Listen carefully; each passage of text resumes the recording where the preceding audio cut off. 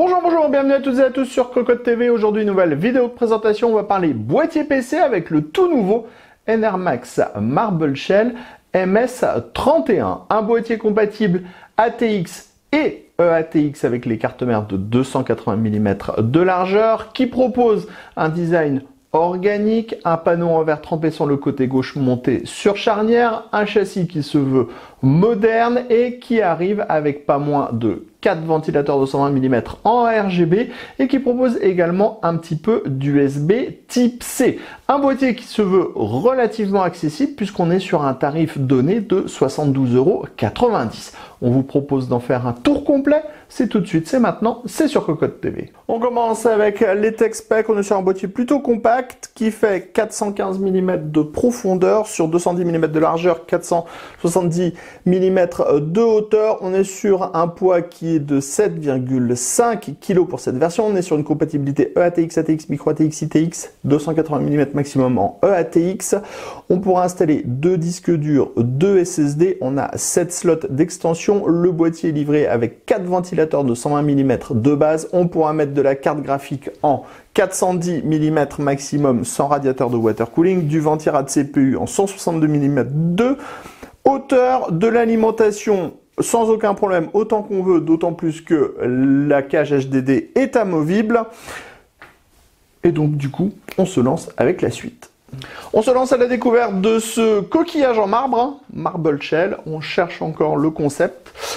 On va voir une face avant intégralement en plastique qui est amovible, qui cache un filtre à plastique aimanté. On a le petit logo de la marque dans le haut, des petites ouvertures. C'est peut-être ça qui rappelle un petit peu le marbre. Sur le côté gauche, on a un panneau en verre trempé avec des pourtours peints montés sur charnière qui se démonte très facilement, ouverture facile également, donc ça c'est plutôt un bon point.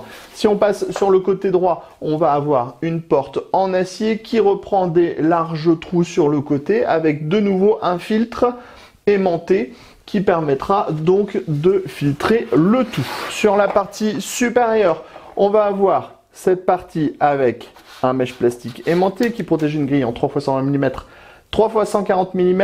Le tout est compatible au water cooling en 280-360 mm. On va également avoir le panneau de contrôle avec le power on, les diodes d'activité, le reset, 2 USB 3.0, l'entrée-sortie audio, un USB type C. Le tout se remet en place très facilement. Si on passe à l'arrière, on va avoir une petite grille dans la partie haute qui va permettre d'avoir cet espace nécessaire pour le water cooling. Ensuite, on va avoir une grille avec un ventilateur de 120 mm RGB, le même que les 3 qui sont à l'avant, l'emplacement de la plaque IO-Shield de la carte mère, 7 slots d'extension avec des caches ajourées non soudées, cadre frameless, donc pas de possibilité pour mettre du 90 degrés, et enfin dans la partie basse, l'emplacement de l'alimentation avec des petits patins en mousse. On termine sous le boîtier. Vous allez voir ici la bonne grosse ouverture pour pouvoir retirer la face avant, c'est filtré par en dessous. Ici on a les points d'ancrage pour la cage HDD qu'on pourra avancer, reculer ou retirer. Enfin ici on a le petit filtre en mèche plastique à destination de l'alimentation pour qu'il n'y ait pas de poussière qui rentre dans le bloc. Enfin on a 4 pieds en plastique avec des patins en mousse.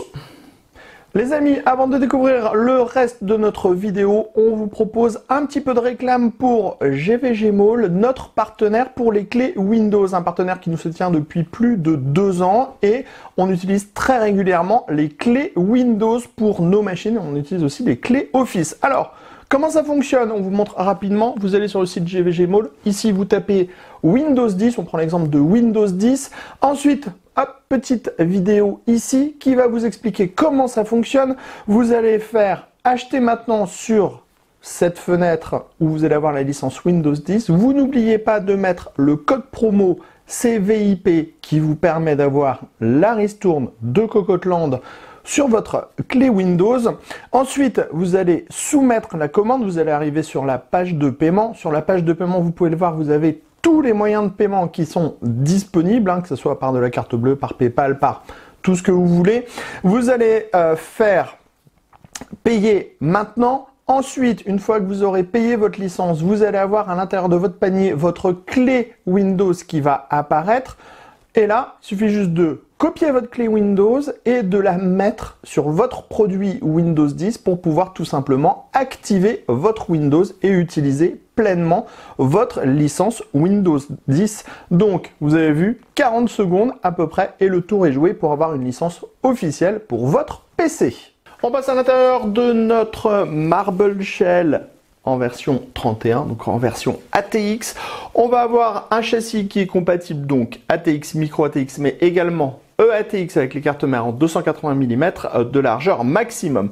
Dans la partie haute, on va avoir 3 passages pour le cable management, on va avoir l'accès backplate au centre, on va avoir 2 passages au centre avec des caches en caoutchouc et on aura 3 passages dans la partie basse au niveau du cache alimentation. On remarque ici une grille en 2 fois 120 mm, compatible radiateur de water cooling en 240 mm. Si on passe à l'avant, on va avoir une grille en 3 fois 120 mm ou 3 fois 140 mm qui est équipée de 3 ventilateurs de 120 mm en ARGB de chez Enermax. À l'avant, on pourra mettre du radiateur de water cooling en 360 ou 420 mm maximum. Bien sûr, on a la petite ouverture à l'avant pour pouvoir installer les radiateurs. Au niveau du cache alimentation, on le disait, on va avoir 3 passages dans la partie arrière. On pourra également mettre 2 ventilateurs en 120 mm si nécessaire sur le dessus. Et on a une petite fenêtre pour pouvoir voir son alimentation. Par exemple, si on a un écran LCD ou du RGB dessus. Notons que nous avons des petits patins en caoutchouc au niveau de l'alimentation. Si on passe à l'arrière, on va trouver un ventilateur de 120 mm qui est monté sur une grille en 120 mm. Il est de type ARGB comme les 3 ventilateurs à l'avant. Ensuite, on a 7 slots d'extension avec des caches ajourées, non soudées sur du cadre frameless avec un montage par vis classique. Enfin, on termine dans la partie haute de ce boîtier avec une grille qui est compatible 3 x 120 mm ou 3 x 140 mm. Pour le water cooling, on sera en 280, 360 mm dans cette partie haute.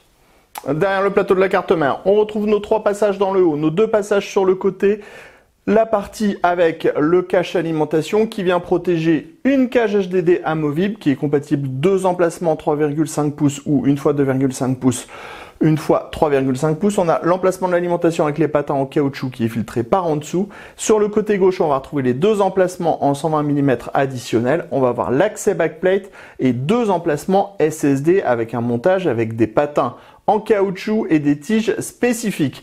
Enfin, on a la présence de 2 scratchs et vous le voyez, on a quand même une tonne de câbles à l'intérieur du boîtier à cause du RGB et des ventilateurs. On découvre maintenant le boîtier avec la configuration montée à l'intérieur de ce dernier. Vous le voyez, c'est relativement propre. On a des passages partout pour pouvoir passer tous les câbles, sauf au niveau du cache alimentation, juste en dessous des connecteurs PCI Express. Mais on pourra toujours passer par le passage à l'avant ou par les passages du fond.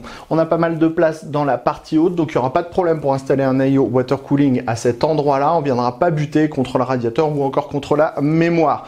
On pourra ajouter 2 ventilateurs de 120 mm sur le côté si nécessaire. Et ce qu'on apprécie, c'est ce tout petit accessoire ici, qui est tout simplement un tout petit card holder qui va permettre de soutenir la carte graphique. Par contre, comme on est sur un boîtier, allez, comme on le redira en conclusion, plutôt entrée de gamme, ici on va avoir la tôle qui va un peu s'abaisser à cause du card holder, donc vous ne pourrez pas mettre le card holder juste au départ, puisqu'on comme on est sur une grille alvéolée relativement fine, ça va un petit peu se tordre. Mais vous le voyez, le résultat du montage est très propre et on apprécie d'avoir les caches en caoutchouc sur les 2 passages principaux. C'est ce qui va permettre d'avoir ce rendu un petit peu plus sympa. Faut savoir que avec la porte fermée, ça sera également un peu plus sympa puisqu'on n'aura pas toutes les ouvertures qui seront visibles. À l'arrière du plateau de la carte mère, on a 2 scratchs qui sont disponibles, on n'en a pas plus, par contre on a pas mal de colliers. En fait, le plus gros problème du boîtier va être la multitude de câbles qu'on a pour le RGB et pour les ventilateurs. Alors certes, on a des doubleurs de prises, tout est relié ensemble, donc on n'a qu'une prise à brancher pour les ventilateurs et une prise à brancher pour le RGB, mais ça fait un gros paquet de câbles qui sont au centre ici. Et on est vraiment presque un peu juste pour pouvoir fermer le panneau. Pour fermer le panneau, il faudra retourner le boîtier et appuyer sur le panneau pour pouvoir le clipser correctement. Donc ici, c'est un petit peu trop de câbles, ce qui vient un peu gêner l'organisation à l'arrière du plateau de la carte mère. Par contre, une fois qu'on a bien passé tous les câbles, si on les défait tous bien un par un, on pourra tous les répartir au même endroit. Vous voyez par exemple ici, on a fait passer les câbles, on les a reliés avec des colliers, ça évite qu'il y ait les câbles qui passent devant les emplacements des ventilateurs par exemple. Donc ça reste un résultat qui va être cohérent. On passe à notre boîtier Marble Shell par Enermax allumé, donc on va pouvoir profiter des ventilateurs RGB. On a 4 ventilateurs en 120 mm qui sont de type ARGB. Attention par contre, on n'a pas de contrôleur ARGB. Il faudra donc passer soit par un boîtier additionnel ou alors passer par le RGB de votre carte mère pour pouvoir gérer la couleur des ventilateurs. Ensuite, au niveau du bruit de ces ventilateurs, il faut savoir que ça va produire 33,5 dB en 5 volts, donc quasiment au minimum, ce qui veut dire que ça sera silencieux, mais on entendra toujours les 4 ventilateurs. En même temps, avec 4 ventilateurs, c'est relativement logique. Quand on va passer en 12 volts, donc au maximum de la vitesse des ventilateurs, on sera à 48,3 dB, autant dire que là, ça fera beaucoup de bruit. Là, on est à 33,5 puisqu'on est en 5 volts, donc ça s'entend un petit peu, mais ça reste raisonnable. Ensuite, au niveau des performances, il faut savoir que le boîtier est intégralement filtré, on vous l'a dit, avec du mesh plastique aimanté. Donc on va avoir un mesh juste devant les ventilateurs, on a un mesh sur le côté, on a un mesh sur la partie supérieure. Le mesh est fait avec des petits trous, ce qui fait que ça va être assez restrictif. C'est un peu dommage parce qu'on a une face avant qui a plutôt des gros trous, qui va pouvoir respirer facilement. Donc les performances ne sont pas les meilleures. En plus, ça fait qu'on a plus de bruit dans l'ensemble du boîtier. Par contre, il y a une solution, vous retirez les filtres aimantés à l'avant et sur le côté et vous allez avoir des performances qui vont être bien meilleures avec un petit peu moins de bruit au niveau des ventilateurs. On vous rappelle le tarif de ce boîtier, on va être à 72,90 € avec 4 ventilateurs ARGB et de l'USB type C. C'est donc bien placé, on a en plus une porte qui est montée sur charnière. Après, on reste vraiment sur un boîtier typé entrée de gamme par Enermax. Allez, sur ce, vous savez tout de ce Marble Shell par Enermax. Rendez-vous prochainement sur cocoteland.com pour toutes nos news et tous nos articles à propos du matériel informatique et sur Cocotte TV pour toutes nos prochaines vidéos. Sur ce, on vous dit à très bientôt.